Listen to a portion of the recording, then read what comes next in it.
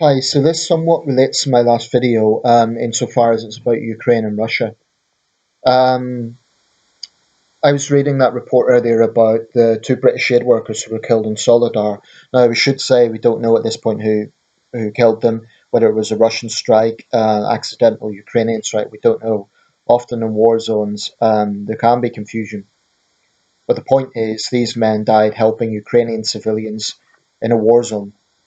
And let's never, ever, ever lose sight of the fact Russia invaded Ukraine. That's the bottom line. Russia invaded Ukraine. Um, but what I want to touch on here is I've spoken before what I think of Putin's propagandists. I've no respect for them. In fact, I've contempt for them. But more specifically, what I've noticed since this war began is there's an alarming number of people on the African continent, particularly, some in Asia, but particularly on the African continent, who are willing to serve as propagandists for Putin. And it's quite baffling for a number of reasons. So just a little bit of context here. With this story, most of the sort of attention on Facebook was about how brave they were and basically echoing what I was saying. And there were just conventional reports about what had happened. These men died. But I came across one guy, and to be honest, it kind of disgusted me. I'll see if I could get his name actually, because I was looking at this not too long ago. Just bear with me a second. Yeah, Kingsley John Chibuser. He's based in Lagos. Now, his whole thing, he describes himself as a journalist and human rights activist.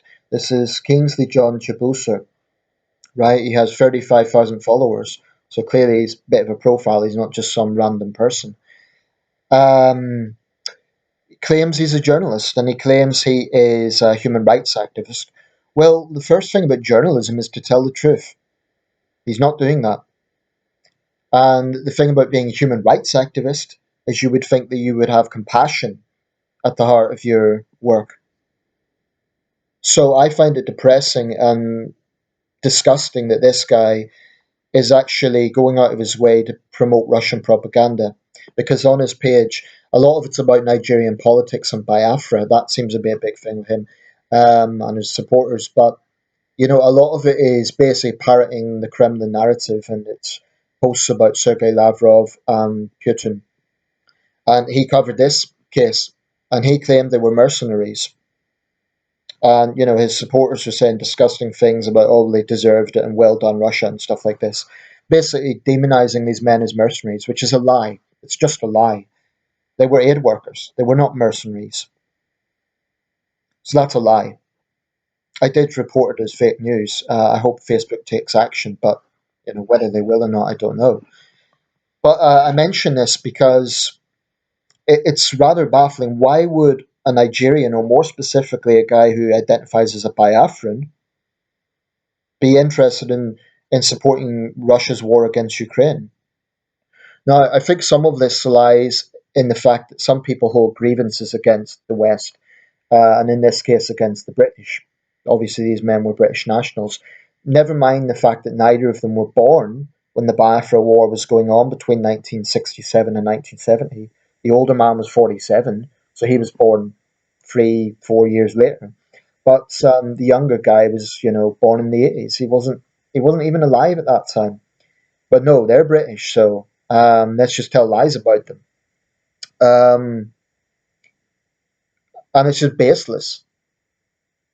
But I suspect that's part of it. So they have a chip on their shoulder about the British, rightly or wrongly, whatever the British policy of that time under the Wilson government, whether it was right or wrong to support the Nigerian government at the time.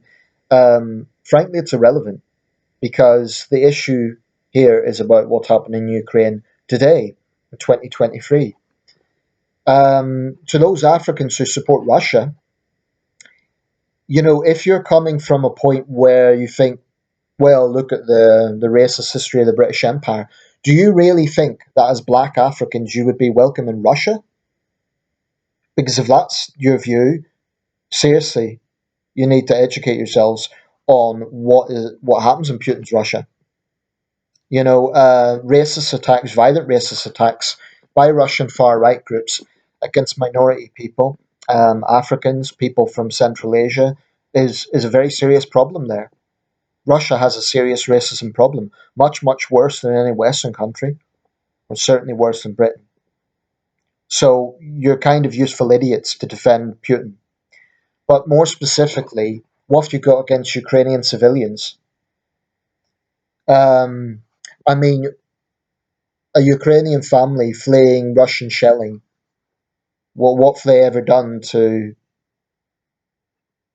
Africans? That's, to me, that is utterly perverse. It's one thing being anti-NATO and anti-Britain, but what have you got against the Ukrainians? So let's just deal with the fact. Ukraine's a sovereign country. Russia invaded Ukraine. Russia is the aggressor. Leading up to the war, they said it was a special military operation. Well, that was a lie. Of course, it's not just within Africa. You see Palestinians and others in the Middle East sort of jumping on the bandwagon, but again, it's just, I don't think it's necessarily that they're anti-Ukraine or pro-Putin. Some of them are pro-Putin, but I think it's more about, well, it's the opposite of what the West is doing. So let's just be idiots and spread lies against the Ukrainian people. Every time one of these posts appears on social media, it's an insult to Ukrainian civilians. I personally do think they should be taken down as fake news.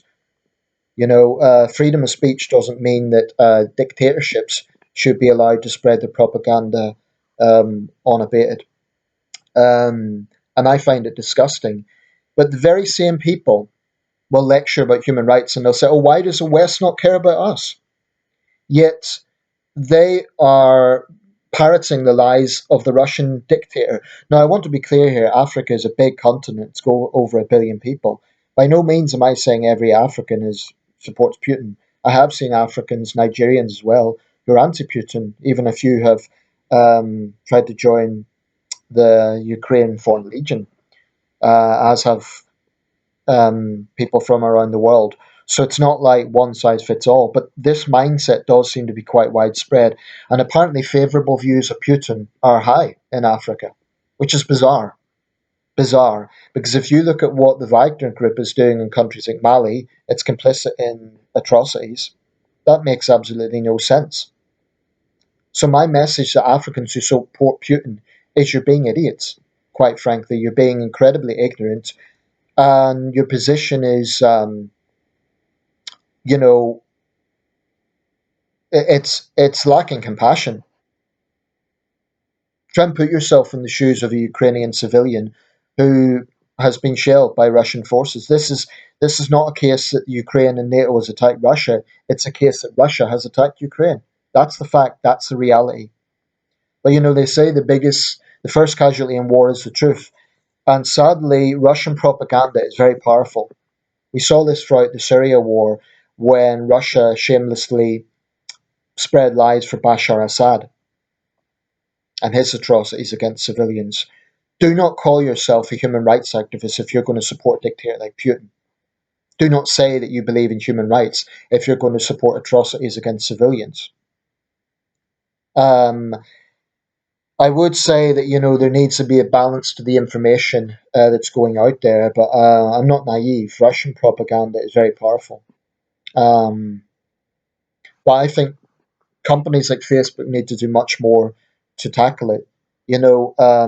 Because it's simply lies. Calling aid workers mercenaries, implying that Russia's somehow the victim of a war that it started. It's grotesque.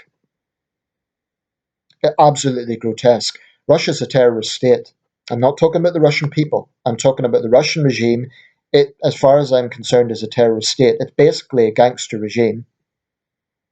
Anyone who defies Putin ends up dead. And I do think his regime is thoroughly wicked. And I think the sooner it collapses, the better. Um, but that's it. There's not much more to say. But if you're a Nigerian or a Kenyan or whatever, I'm not saying that you have to like the West. I'm not saying you have to agree with the West. But just don't spread lies against the Ukrainian people. What have they ever done to you? The same if, I've seen Indians do this. India's position on the Ukraine war is very dubious, officially neutral. It's not exactly pro-Russia, but nor has it exactly been explicit, um, which is, in my opinion, a great failing of the world's biggest democracy.